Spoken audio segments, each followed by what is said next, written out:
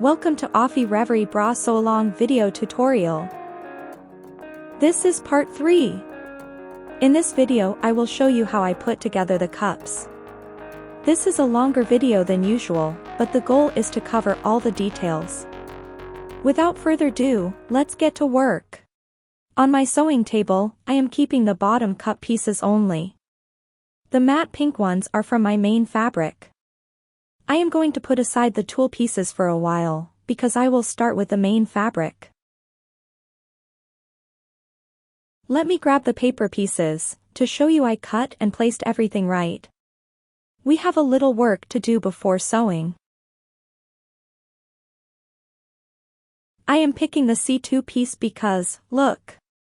There are several notches on the paper. And there's one notch on the C3 piece right in the middle of the vertical seam. Those are important. They will help us align pieces. I need to transfer them onto the fabric pieces. And you need to do it too. I am taking one piece and I am marking the notch. Then I am flipping and marking the notch on the next piece.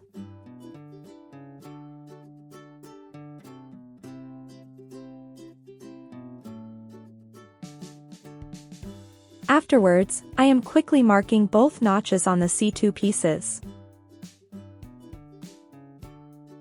With the notches marked, I can move on to pinning.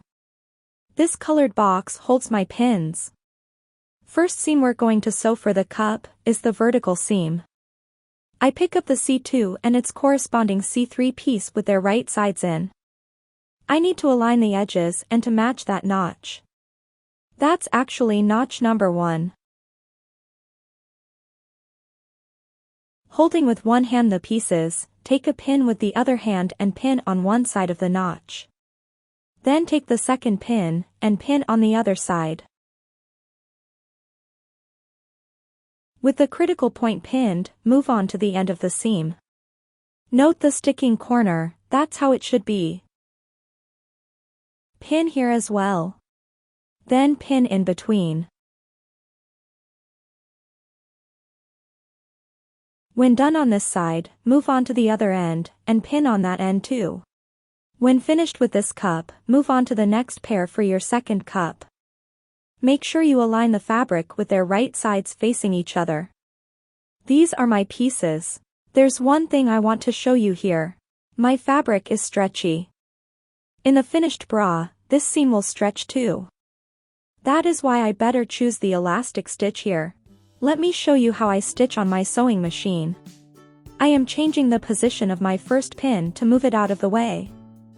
This way I can easily arrange my work under the presser foot and start sewing.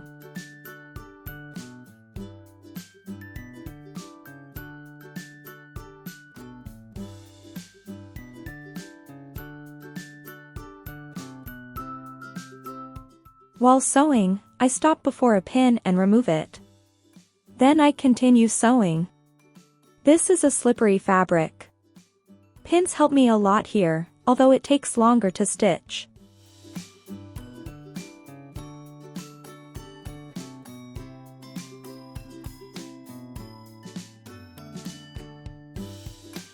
Here's my first vertical seam.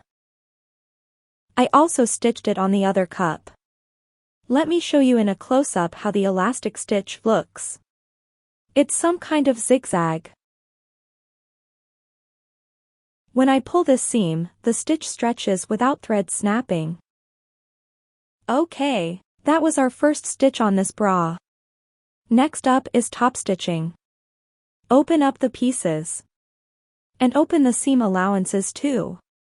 Glide the seam with your fingers onto the sewing machine to flatten those rebels. Here again I will be using the elastic stitch. But this time I will be stitching from the right side. This is a curve, and you need to check the seam allowances often.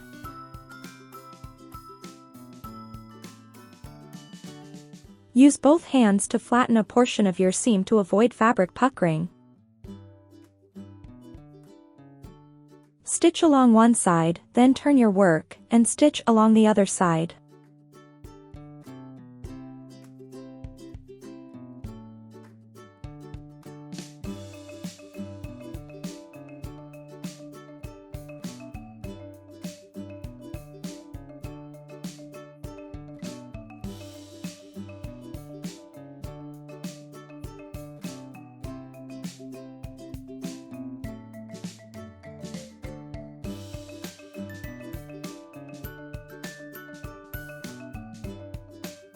Looking very pretty with those seam allowances now lying flat.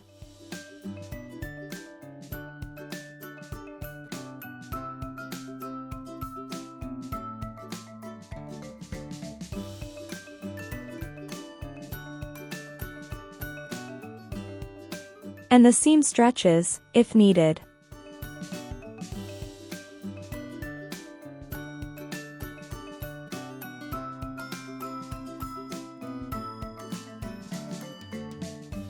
Okay. We can make this even better. See this fabric excess from the seam allowances? For a perfect seam, I am going to cut those off. And I will do this very slowly behind the camera. Here I fast forward, not to bore you.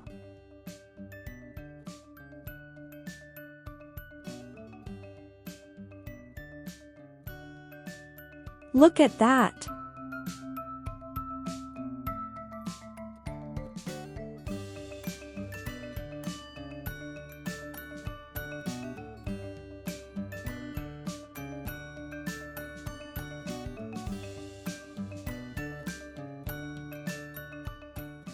With the bottom cups from the main fabric done, I am moving on to the lining. The process is the same. Mark the notches. Pin the pieces. Stitch along the curve. When done, remove fabric excess.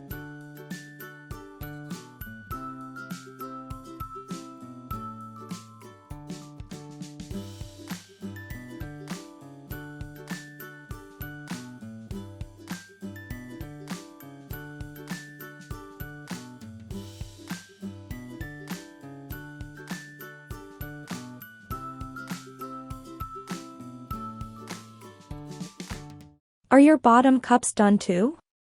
Because I am moving on to the next stage, alright? I have flipped the lining with the seam allowances towards me. And let's look at how the pieces are. I am now adding the bottom cups from the main fabric on top of the lining. I need to arrange the vertical seams to match.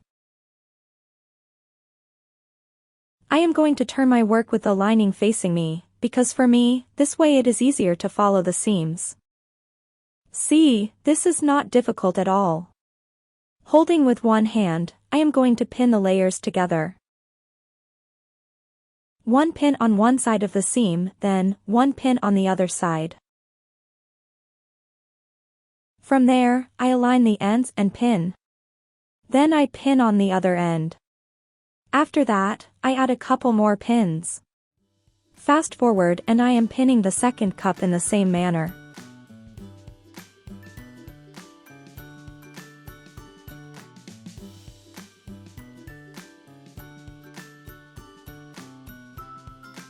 For this stitch, because the lining is non-stretch, I will be using the straight stitch along the curve. While sewing I remove pins one by one.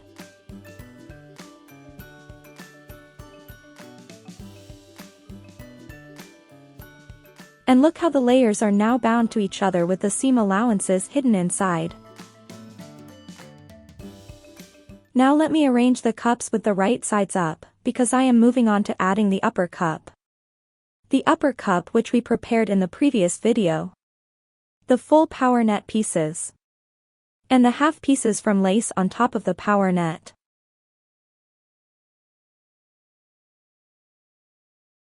Looking at the upper cup pattern piece C1, I have to mark 2 notches here. One at the bottom and one at the side. On the lace, you can mark only the bottom notch.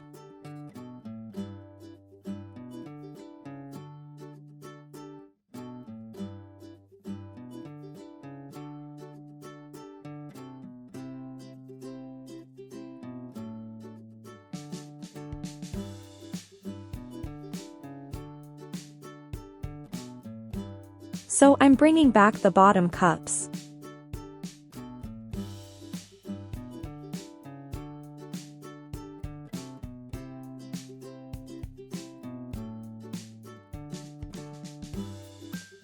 See the notch?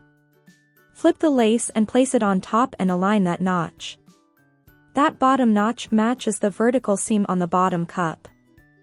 From there, we start pinning the notch first, then one end, and then the other end.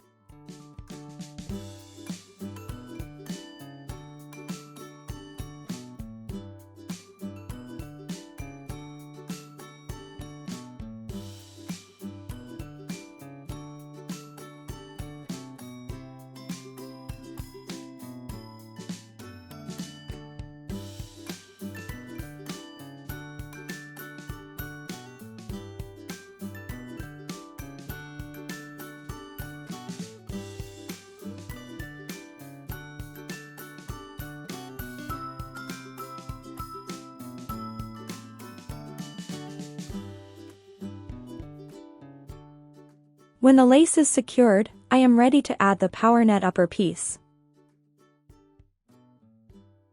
To attach the upper piece, I find it easier to turn the work with the other side facing me. And the upper piece too. Then I need to flip the upper cup.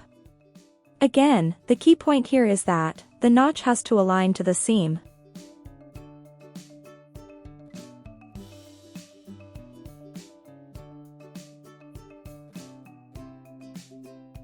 And look, I take out the pin that already was holding the 2 layers from the back and use it now to pin all the layers. Then I reuse the pin from one end. After that, I can carefully move on to the next.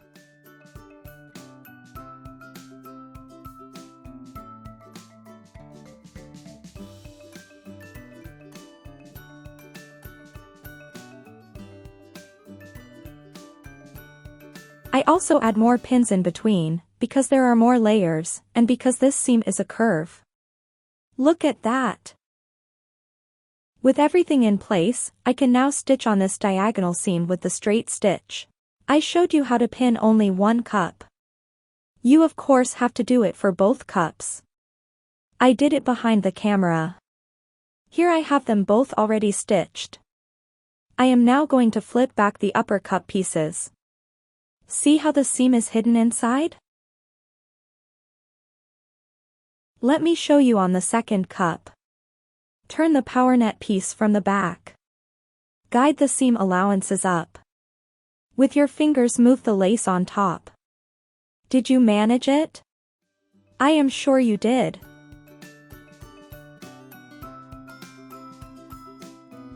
Let's move on and flatten as best we can the seam with our fingers.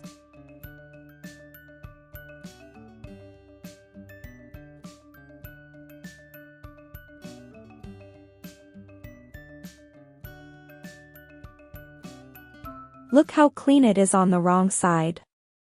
We still have to do some more work. With this curved seam and the slippery fabrics, it's best we flatten this for good. And for that, let me bring the tool here. We're going to top stitch on the lace side, near the edge of the seam. I will be using the straight stitch. Top stitching the curve requires a bit of handling. With both hands, flatten the fabrics on each side on the portion you're starting with. Help your machine get moving, and stitch slowly at the beginning. You're going to stitch in portions. While progressing, stop and check your work at the back.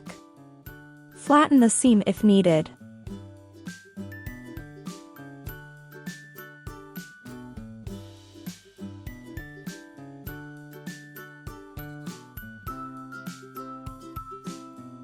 If you choose a matching color thread, you can barely see the stitch.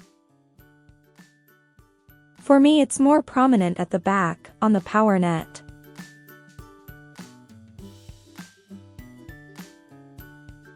That was one cup. And I top stitched the second cup as well.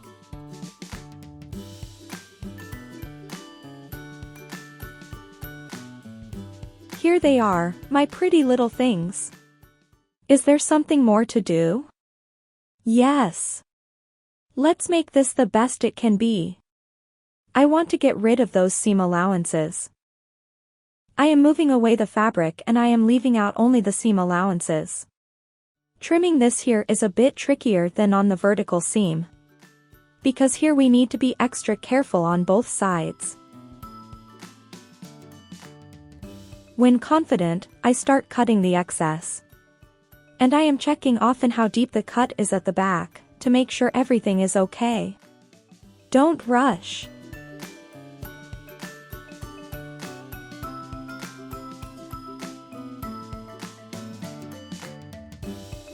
When done with one cup, move on to the second.